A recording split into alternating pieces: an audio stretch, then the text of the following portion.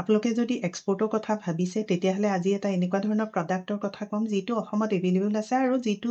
প্ৰডাক্টৰ কথা সকলোৱে জানে আৰু সেই প্ৰডাক্টটো কোন দেশলৈ যায় বা প্ৰডাক্টটো কেনেকৈ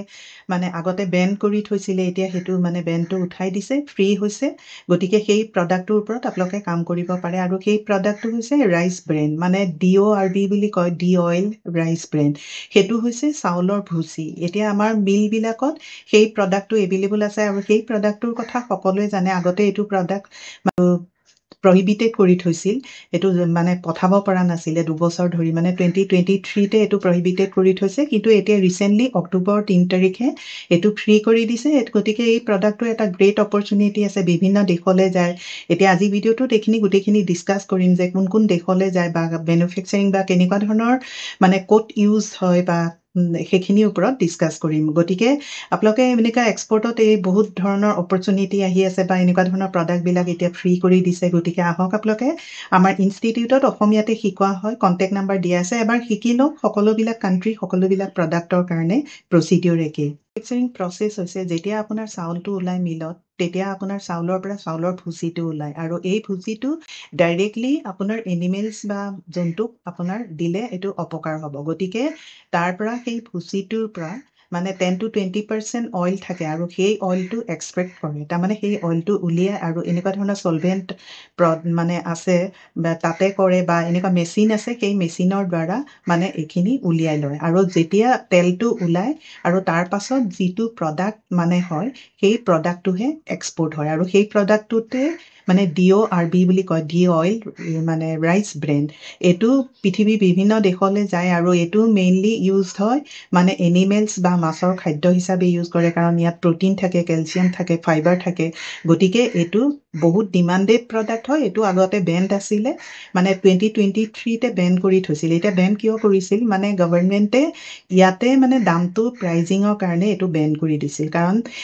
এতিয়া মানে গোটেইখিনি ষ্টেবল হৈছে বা এনেকুৱা ধৰণৰ প্ৰডাক্টটো ইয়াতে বহুত পৰিমাণে ষ্টক আছে গতিকে এইটো ফ্ৰী কৰি দিছে আগতে প্ৰহিবিটেড আছিলে মানে এইটো আপুনি এক্সপৰ্ট কৰিব নোৱাৰিছিলে 2023 পৰা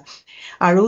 এতিয়া মানে এইটো ফ্ৰী কৰি দিছে অক্টোবৰ 3 তাৰিখে গতিকে এই প্ৰডাক্টটোৰ ওপৰত চবৰে নলেজ আছে গতিকে এইটো এভেইলেবল আছে এই প্ৰডাক্টৰ ওপৰত আপোনালোকে এক্সপৰ্টৰ কাম আৰম্ভ কৰিব এতিয়া মেজৰ ইম্পৰ্টিং কাণ্ট্ৰিজ কোন হয় মানে ইণ্ডিয়াৰ পৰা কোন কাণ্ট্ৰিলৈ আগতে এক্সপৰ্ট হৈছিল 2023 আপোনাৰ শ্ৰীলংকা নেপাল বা ইণ্ডোনেছিয়া বাংলাদেশ ভিয়েটনাম এই কাণ্ট্ৰিবিলাকলৈ মানে চাউথ ইষ্ট এছিয়ান কাণ্ট্ৰিবিলাকলৈ এইটো বহুত পৰিমাণে এক্সপৰ্ট হয় আৰু পাৰ ইয়েৰ আমাৰ ইণ্ডিয়াত মানে 50 লাখ টন মানে প্ৰডিউচ হয় গতিকে এইটো এটা গ্ৰেট অপৰচুনিটি থকা মানে প্ৰডাক্ট হয় আৰু গতিকে এইটো এটা ফ্ৰী কৰি দিছে গতিকে ইয়াতে আমাৰ অপৰচুনিটি আছে আমাৰ অসমতো আপুনি মানে চাউলৰ যিবিলাক মিল আছে সেই মিলৰ লগত আপুনি কথা পাতি এই প্ৰডাক্টটোৰ ওপৰত কাম কৰিব পাৰে যিহেতু এই প্ৰডাক্টটো মানে এই কাণ্ট্ৰিবিলাক যিবিলাক দিছোঁ তাতে মানে হিউজলি ডিমাণ্ডেড হয় তেওঁলোকে মানে এনিমেলছ জন্তু বা মাছৰ খাদ্য হিচাপে এই প্ৰডাক্টটো ব্যৱহাৰ কৰে এতিয়া ইউজেছ আৰু মানে ব্যৱহাৰ আৰু বেনিফিট আৰু কি আছে এই প্ৰডাক্টটো যেতিয়া আপুনি এক্সপৰ্ট কৰিব আৰু এই প্ৰডাক্টটো মানে বেচিকেলি এনিমেলছ বা জন্তু বা মাছ মানে গৰু ছাগলী এইবিলাকৰ কাৰণে মানে খাদ্য হিচাপে ইউজ কৰে গতিকে মই কাণ্ট্ৰিবিলাক কৈছোৱে মেজৰ যিবিলাক ইম্পৰ্টিং কাণ্ট্ৰিজ হয় গতিকে এই প্ৰডাক্টটো মানে এটা বহুত ইম্পৰ্টেণ্ট প্ৰডাক্ট হয় ডিমাণ্ডেড প্ৰডাক্ট হয় এই কাণ্ট্ৰিবিলাকত গতিকে এই প্ৰডাক্টটো এটা গ্ৰেট অপৰচুনিটি আছে আৰু এই প্ৰডাক্টটোৰ পৰা যিটো এক্সট্ৰেক্ট কৰে অইলটো যিটো অইলটো ওলায় সেই কিছুমান কোম্পেনী সেই অইলটো মানে বাহিৰৰ দেশলৈ ৰিফাইন কৰি সেইটো মানে অইল খাবৰ কাৰণে এক্সপৰ্ট কৰে গতিকে আপোনালোকে চাওক এটা আমিতো এইটো চকুৰে দেখি আছোঁ ন চাউলটো আমাৰ মিলত দিয়ে বা মিলৰ পৰা যিটো ভুচি ওলায় আমাৰ আগৰ মানে আমি দেখা পাইছিলোঁ যে সেই ভুচিটো কিন্তু কম পৰিমাণেহে গৰুক ৰটো খুৱায় বা বেছি পৰিমাণে সেইটো খুৱাব নোৱাৰে কিন্তু সেই বস্তুটো আপুনি অইলটো এক্সট্ৰেক্ট কৰিলে 10 to 12% যিটো অইল থাকে সেইটো এক্সট্ৰেক্ট কৰি আপুনি যিটো মানে ওলাই সেইটো মানে বহুত পৰিমাণে এক্সপৰ্ট হয় গতিকে অসমৰ উদ্যোগীসকলৰ কাৰণে বা অসমৰ এক্সপৰ্ট যোনে কৰিব খুজিছে বা এনেকুৱা ধৰণৰ প্ৰডাক্টত আপোনালোকে কাম কৰিব পাৰে কাৰণ এই প্ৰডাক্টটোৰ ওপৰত চবৰে নলেজ আছে গতিকে অকণমান আপোনালোকে মিলৰ লগত টাই আপ কৰিলেই হ'ল যিহেতু গ্ৰেট অপৰচুনিটি আছে সেইকাৰণে আপোনালোকে এই প্ৰডাক্টৰ ওপৰত ইজিলি কাম কৰি আপোনালোকে প্ৰফিট আৰ্ণ কৰিব পাৰে আৰু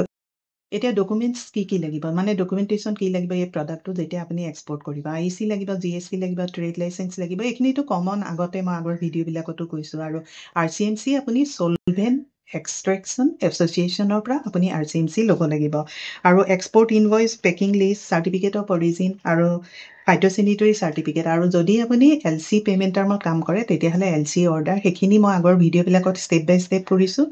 কৈছোঁ গতিকে আপোনাৰ এই ডকুমেণ্টছখিনি হ'লে আপুনি এই প্ৰডাক্টটো এক্সপৰ্টৰ কাৰণে ৰেডি হ'ব